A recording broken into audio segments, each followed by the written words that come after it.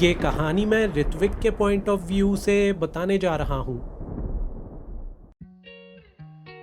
मेरा नाम ऋत्विक है और मैं दिल्ली में रहता हूँ। ये दोनों हैं मेरे बेस्ट फ्रेंड्स फरहान और दीपिका।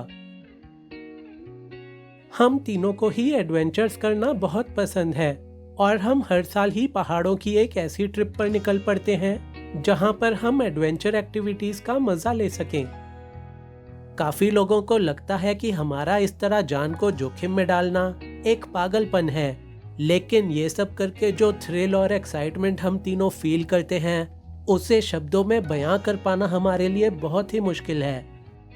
बिल्कुल सही कहा, लेकिन आज हम आपको हमारे साथ हुई जिस घटना के बारे में बताने जा रहे हैं वो घटना एडवेंचर के साथ साथ पैरानॉर्मल भी है।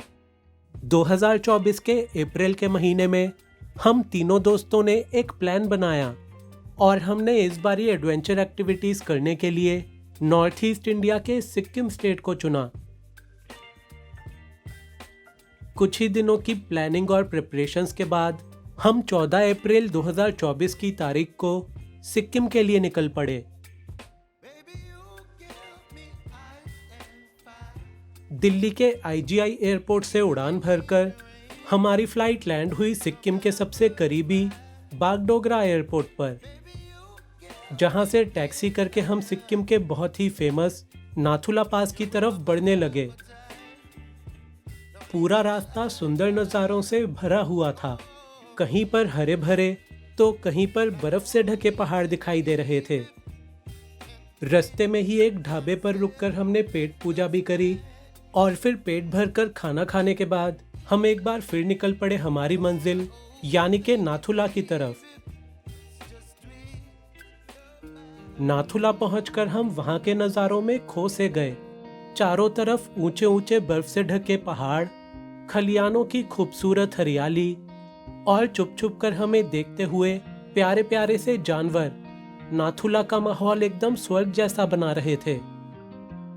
हमने एक कंफर्टेबल सा स्पॉट ढूंढा और वहां पर अपना टेंट लगाना शुरू कर दिया। करीब आधे घंटे में ही हम तीनों ने हमारे रहने लायक एक बढ़िया सा स्पेस तैयार कर लिया और फिर शाम होने पर हमने वहां पर आग भी जला ली। गाइस, आज की रात हम आराम करते हैं और डिनर करके चैन से सो जाते हैं, लेकिन कल हमें रॉक क्लाइंबिंग करनी है और इस एरिया के सबसे ऊंचे पहाड़ पर चढ़ना है। Got it? Okay, got it, got it. हमने उस रात थोड़ी मस्ती करी और फिर डिनर करके सो गए। अगली सुबह बहुत ही सर्दी थी। नाथुला का मौसम बहुत ही ठंडा हुआ पड़ा था और सूरज का भी कोई नामो निशान नहीं दिखाई दे रहा था। रॉक क्लाइंबिंग के लिए आज का दिन अच्छा नहीं लग रहा और हवा भी काफी तेज है। अब हम तीनों क्या करें? कुछ देर वेट करते हैं, मौसम थोड़ा ठीक हो जाए तो उसके बाद ही चढ़ाई शुरू करेंगे। दोपहर के 2 बजे तक हवा तो चलनी बंद हो गई थी, लेकिन आसमान अभी भी बादलों से ढका हुआ था। क्या करें दोस्तों, क्या इस मौसम में चढ़ना चाहिए? अरे बिल्कुल चढ़ना चाहिए। गाइस, हम सिक्किम में सिर्फ 4 दिन के लिए ही आए हैं। अगर हमने अपना टाइम ठीक से यूटिलाइज नहीं किया तो हम सिक्किम की बाकी चीजें नहीं देख पाएंगे। मैंने और दीपिका ने फरहान की इस बात पर अग्री किया और हम उसी वक्त रॉक क्लाइंबिंग के लिए निकल पड़े। चढ़ाई के दौरान हमने काफी सारी मुश्किलों का सामना किया क्योंकि मौसम हमारा साथ नहीं दे रहा था। शाम के करीब 6 बजे तक पूरी वादी में अंधेरा भर आया था और तब तक हम पहाड़ की आधी चढ़ाई चढ़ चुके थे। गाइस, अब काफी अंधेरा हो चुका है। अब हमारा इससे ऊपर जाना काफी रिस्की होगा। अच्छा होगा आज की रात हम यहीं पर अपना टेंट लगा लें। हाँ, सही कहा। हमने थोड़ी देर तक उस चट्टान पर बैठकर आराम करा और फिर जल्दी ही हम वहां पर अपना टेंट सेटअप करने लगे। हम अपना टेंट अभी अच्छे से लगा भी नहीं पाए थे कि तभी तेज हवाएं चलने लगी।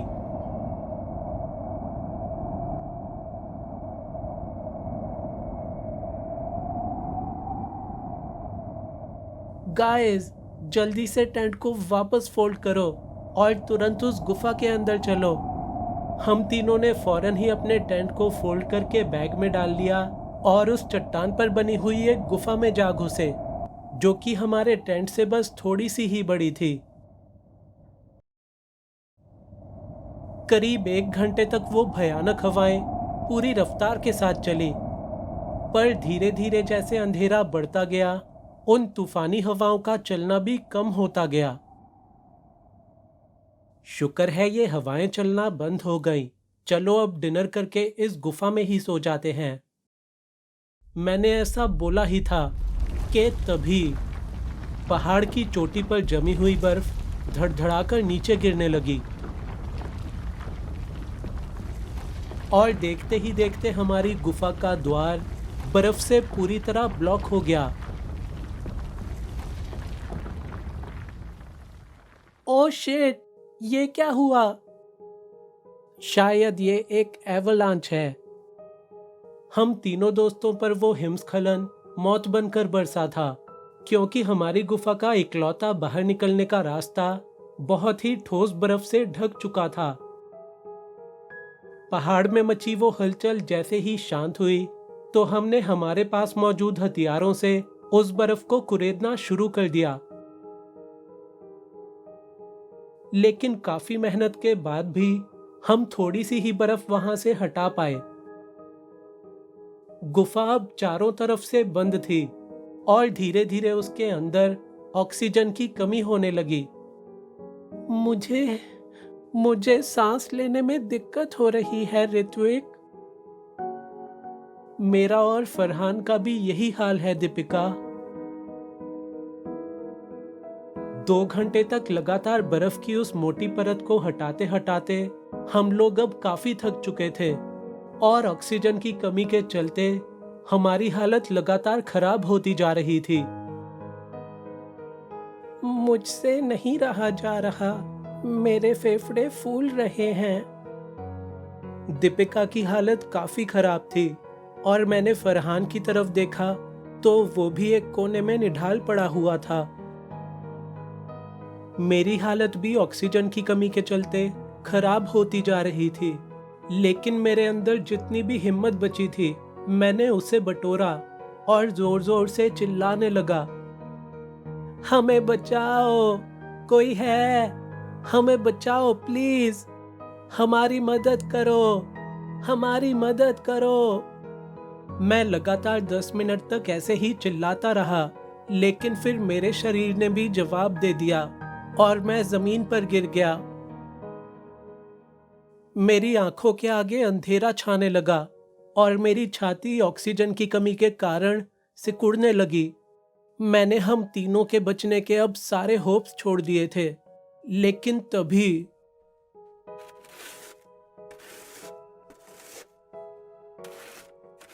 गुफा के बाहर से मुझे कोई हलचल सुनाई दी और वो ऐसी आवाज थी जैसे कि कोई बर्फ को बाहर से खोद रहा हो।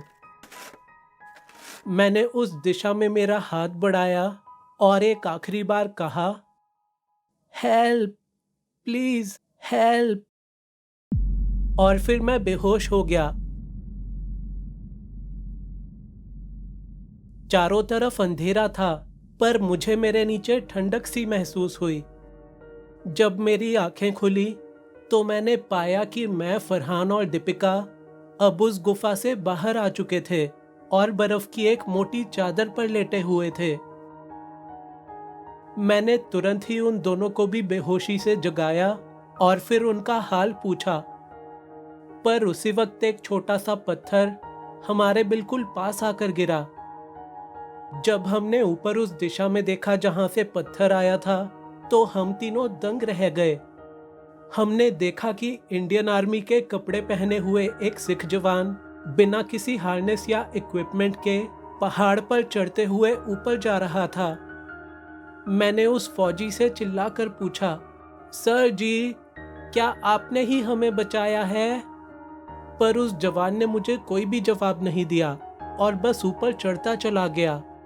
हमसे करीब 30-35 फुट ऊपर जाकर जब वो जवान एक खड़े होने लायक चट्टान पर पहुंच गया, तब उसने मुड़कर नीचे हमारी तरफ देखा। हम तीनों भी टकटकी लगाए उस सिख जवान के चेहरे की तरफ देखते रहे और फिर वो वहां से चला गया। हम तीनों बहुत ही खुशनसीब थे जो उस रात हम बच गए, और हमने तहे दिल से उस जवान का शुक्रिया अदा भी किया। हमारी इंडियन आर्मी के जवान बहुत बहादुर होते हैं, इस बारे में हमने आज तक बस सुना ही था, लेकिन उस रात हमने वो बहादुरी अपनी आंखों से भी देख ली।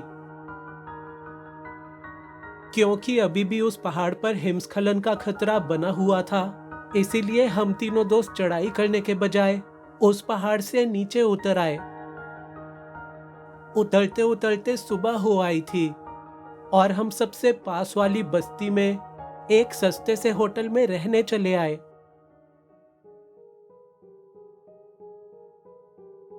करीब 6 घंटे की नींद लेकर जब हम दोपहर में सोकर उठे तो होटल के एक हेल्पर बॉय से हमने पूछा, अरे छोटू, यहाँ नाथुला में घूमने लायक कौन कौन सी जगह है? साहब जी, यहाँ पर शोमोगो लेक है, इंडो चाइना बॉर्डर है, बाबा हरभजन सिंह का मंदिर है और भी काफी सारी चीजें हैं साहब जी। पिछली रात के हादसे के बाद आज हम किसी भी तरह की एडवेंचर एक्टिविटी नहीं करना चाहते थे और इसीलिए आज हमने नाथुला की फेमस जगहों को देखने का प्लान बनाया। जल्दी ही हम उन सारी जगहों को देखने निकल पड़े जिनकी जानकारी हमें छोटू ने दी थी।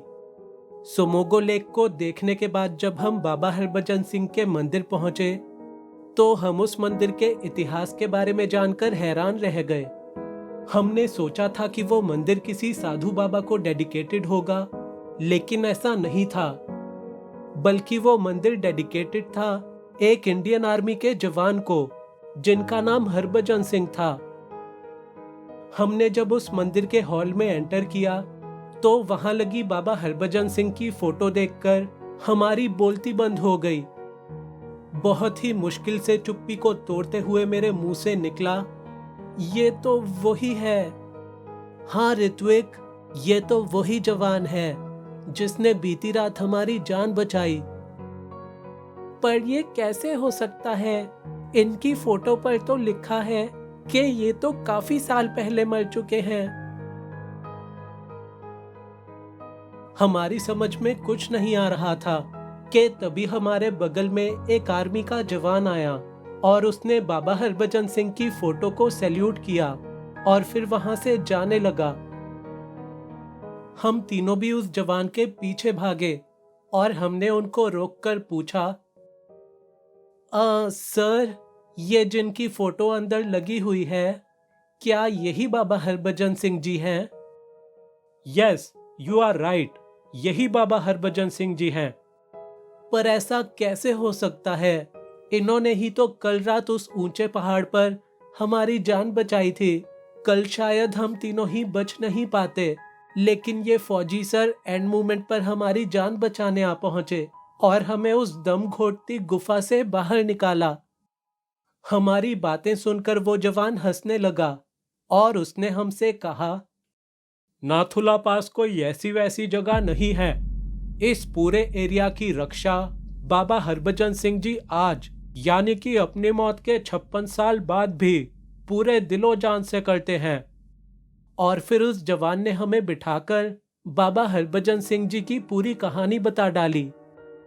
1966 में हरभजन सिंह जी की पोस्टिंग यहाँ नाथुला में हुई थी और बदकिस्मती से एक दिन जब वो अपनी ड्यूटी कर रहे थे तब उनका पैर फिसला और वो नदी में जा गिरे।